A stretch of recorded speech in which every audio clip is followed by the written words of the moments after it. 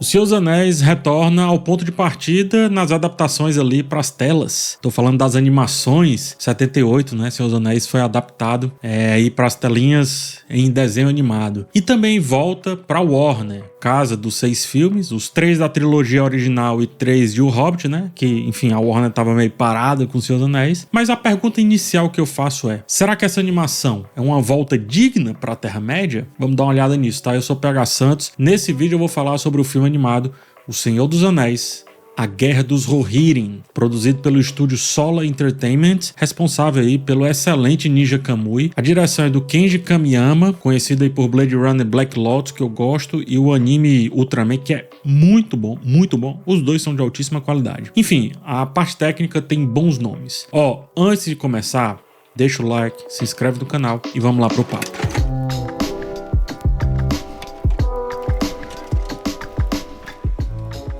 O filme começa apelando muito forte. A Warner explora a sua posição de dona da bola e só de utilizar a trilha sonora dos filmes ali que o Howard Shore fez, já cria uma conexão afetiva instantânea. Os espectadores com menos expectativas, eu acho que já ficam fisgados. As apresentações dos cenários, dos personagens, muita coisa evocando símbolos clássicos do universo criado por Tolkien, também empolga de primeira. O gancho que introduz a trama é efetivo, mas o ritmo simplesmente desacelera depois daí. O nível de expectativa criada pelos símbolos apresentados não condiz nem um pouco com a grandiosidade dos filmes anteriores da Warner, e fora isso, tem um grande problema: a própria animação. Eu vou começar por esse ponto. Em termos de traço, o estúdio responsável por A Guerra dos Rohirrim faz um bom trabalho. O estilo, como eu disse, é nessa linha do Ninja Kamui, embora um pouco mais reto aqui. Eu acho que é até menos acabado.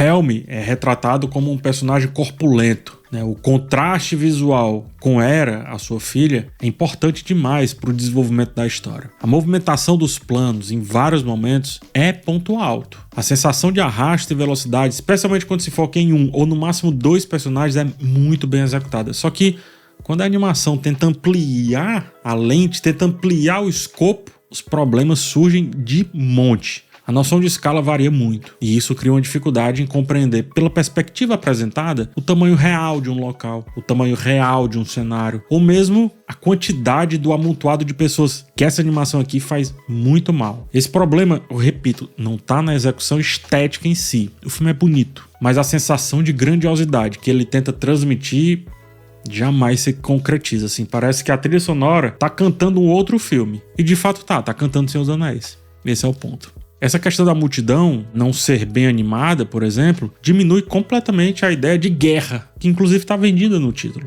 No máximo que temos aqui no filme é uma grande batalha, e muito bem localizada, diga-se de passagem, tá? Num localzinho assim, muito pequeno. Ora, levando em consideração que tivemos uma grande batalha nesse mesmo local, e sabendo como essa grande batalha foi, as comparações são quase automáticas. Pô, quando você compara, gente, A Guerra dos Rohirrim, de guerra não tem nem o G. Os poucos cenários definitivamente não justificam essa tal guerra, esse tal grande embate em momento algum.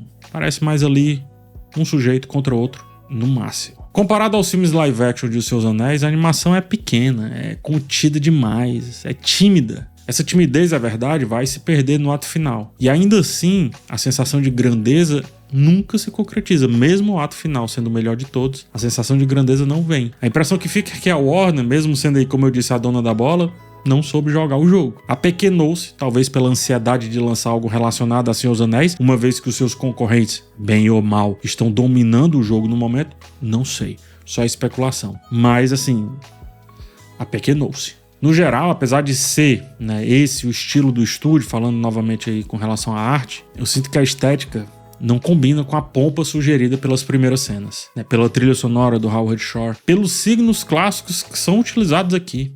Mas não é esse o maior problema de todos. Acho que o maior problema é o roteiro. O roteiro, ele não sabe como preencher a trama. Ele não sabe como encher isso aqui para validar tudo que a gente tá vendo em tela. E por isso acaba e recomeça várias vezes sem mudar muito o status das coisas. É estranho o filme. Porque eu curti 1 hora de filme, vai acabar. Recomeça. Aí, 1 hora e meia de filme vai acabar, tá bom. Recomeça. A história é dividida em 4 segmentos muito bem claros, né? Além do clímax, além do último segmento. E todos os 4 segmentos, todos eles, terminam quase como se fosse o fim daquilo que a gente tá vendo.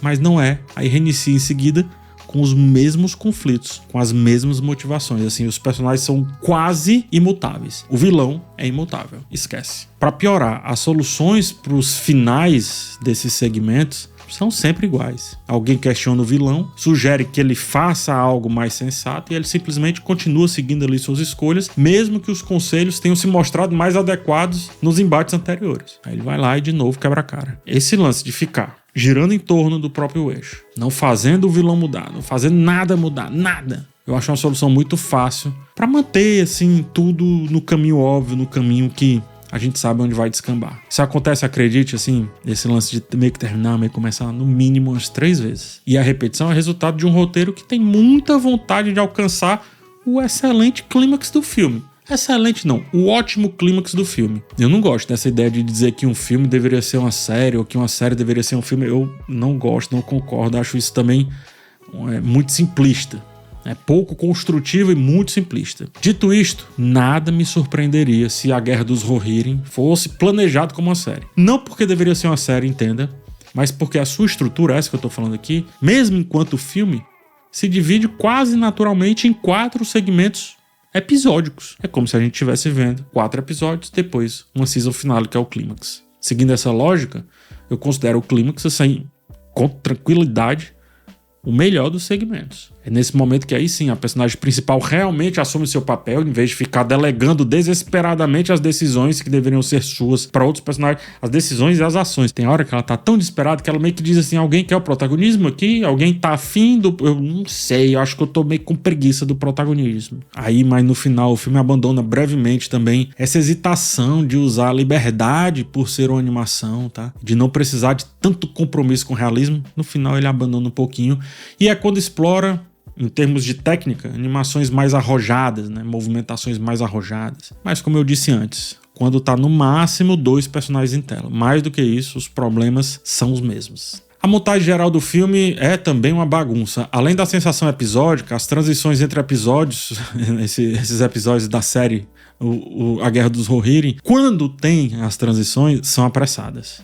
O roteiro subentende várias coisas, várias questões, e a montagem não se preocupa em nada com a transição. Simplesmente salta de um assunto para outro, de um tema para outro, zero suavidade, assim, zero carinho. Se me dissessem que equipes diferentes trabalharam em cada segmento, que nenhuma equipe se encarregou de conectar todas essas partes para criar uma estrutura coesa, eu iria acreditar sem nenhum esforço. A situação piora quando as mudanças na narrativa são, assim, extremamente rudes. Em uma cena, o rei tá moribundo. Na seguinte, ele age com o vigor de um super-herói. Em um momento, o foco tá na ação. Do nada, do absoluto nada, surge um elemento fantasmagórico. Quase terror. Oxe, eu tô assistindo a mesma coisa? O filme muda como se houvesse assim um interruptor, sabe? Liga, desliga. Bom, ruim. Faz isso, faz aquilo. Mesmo as cenas que deveriam esclarecer possíveis Deus Ex Máquinas, eu vou colocar assim, até essas cenas são jogadas de qualquer jeito, assim. E no máximo funcionam como medida de contenção, no máximo, né? Em vez de serem elementos ali para realmente participar da história, para realmente contribuir para a história e fechar essas possibilidades de Deus Ex Machina. Tem um Deus Ex Machina ao contrário, do tipo assim, estou fazendo isso aqui só porque eu sei que vocês vão reclamar, porque esse filme faz direto. No final, minha síntese, digamos assim, é que grandes personagens de O Senhor dos Anéis são inseridos na trama, só que de forma desconectada do que estava acontecendo até então. E isso fica me parecendo mais uma tentativa da Warner de mostrar o que ela pode fazer e preparar terreno para situações futuras, mas acaba soando como um puxadinho feito às pressas de O Senhor dos Anéis. Isso aqui, esse filme, não tem o cuidado necessário para dar coesão à narrativa e também para fazer essa estética se valer por ela, porque a estética não conseguiu fazer valer essa grandeza que o filme está tentando vender. Apesar do desgaste ali do conflito ser evidente por todos esses problemas que eu trouxe aqui, o desfecho ainda tem valor, tá? Especialmente para quem acompanhou a trajetória da Hera, né, a personagem principal, e embarcou minimamente na construção da personagem ao longo da história. Agora, se você não embarcou na dessa personagem, eu temo que nem o final vai funcionar. Nem isso. Pra finalizar, só um assuntinho rapidinho, tá? Animações, por natureza, podem explorar mais possibilidades do que o live action. Só que aqui tá parecendo o contrário. É como se o universo do Tolkien nas telas pertencessem quase que exclusivamente ali ao Peter Jackson. E de alguma forma, só ele pudesse ousar tocar em vários assuntos aqui de Tolkien, enfim, dos filmes, quer que seja. A Guerra dos Rohirrim é uma animação medrosa, que se apequena sem nenhuma necessidade de se apequenar. E dada essa pequeneza, talvez Guerra dos Rohirrim funcione mais na TV do que no cinema. Mas aí é puro achismo e eu também nunca vou ter como comprovar isso, uma vez que eu vi no cinema. Se não fosse por esse final minimamente interessante, pelo início ali repleto de nostalgia óbvia e fácil, haveria muito pouco a se salvar aqui de Guerra dos Rohirrim. Muito pouco. É isso, muito obrigado por chegar até o final desse vídeo. Agora se inscreve no canal, deixa aquele like se você curtiu. Se você não curtiu também, deixa o dislike, não tem problema. A gente se vê na próxima oportunidade. Um forte abraço em vocês e tchau.